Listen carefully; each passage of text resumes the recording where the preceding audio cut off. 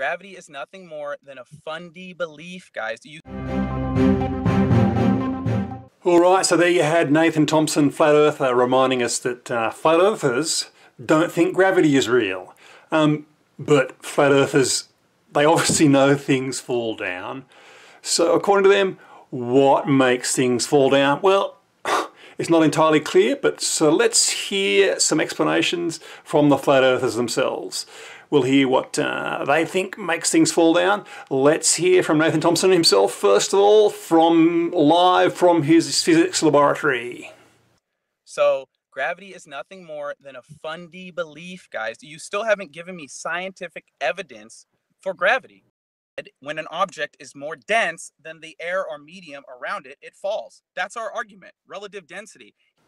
And then there's this guy that's explaining it from inside his law chambers. Density is a force. Despite the rumpus telling us for years that weight is a force, density is not a force. But not only is density a force, density is the force you science deniers tell us is actually gravity.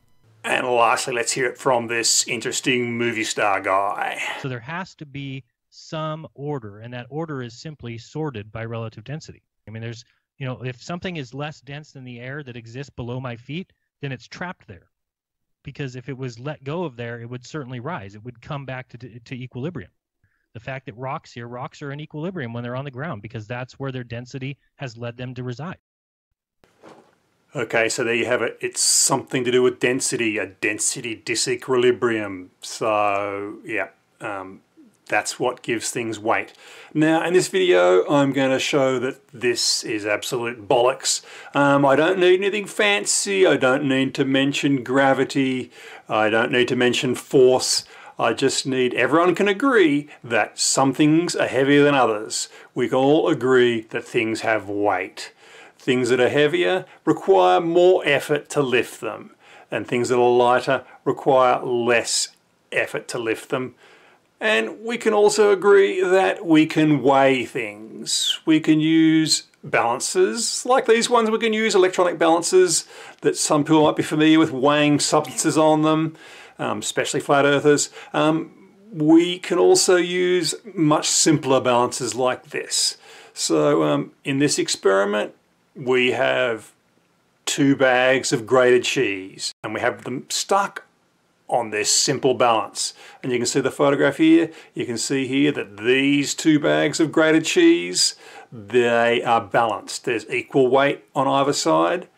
And because both the bags are grated cheese, the cheese is grated, they have equal density.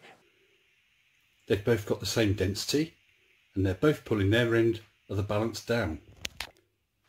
So, Mr. Riley, your disequilibrium density, well, those are both equal density, so I guess that's why they're balanced. So now, what would happen if we were to change the density of the cheese on one side of this balance? That's the experiment we're going to do. It's a very sensible experiment to do. It's a sensible sort of thing to do to test whether density is the reason why things weigh more or less. Bag of cheese from the right hand end of the balance. Let's increase its density and make it into one solid lump. And there you go.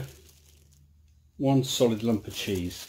So that's now much denser than it was before, and much denser than the cheese at the other end.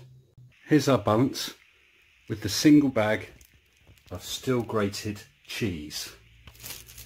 Here's our bag of high density cheese. Let's hang it on the other end. So yeah, I'm going to pause it right here and let you guys in your own mind make up some sort of prediction about what you think is going to happen when we let this go and we play it forward.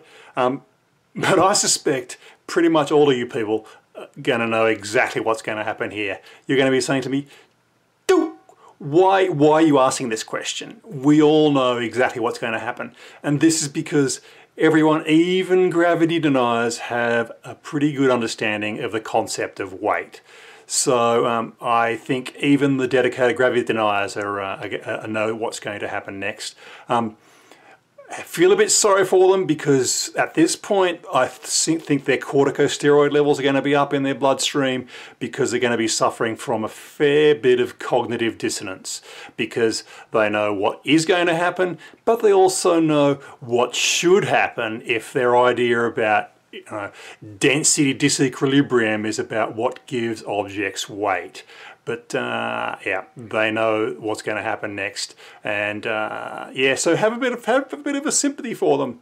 All right, let's play the video and see what happens next. Here's our bag of high density cheese. Let's hang it on the other end and see what happens. Just steady it a little, save time, and what do you know? The bag on the right has dense matter in it. The bag on the left has less dense matter. And yet, we've got a balance. And look, yes, no surprises there. I think everyone knew this is what was going to happen.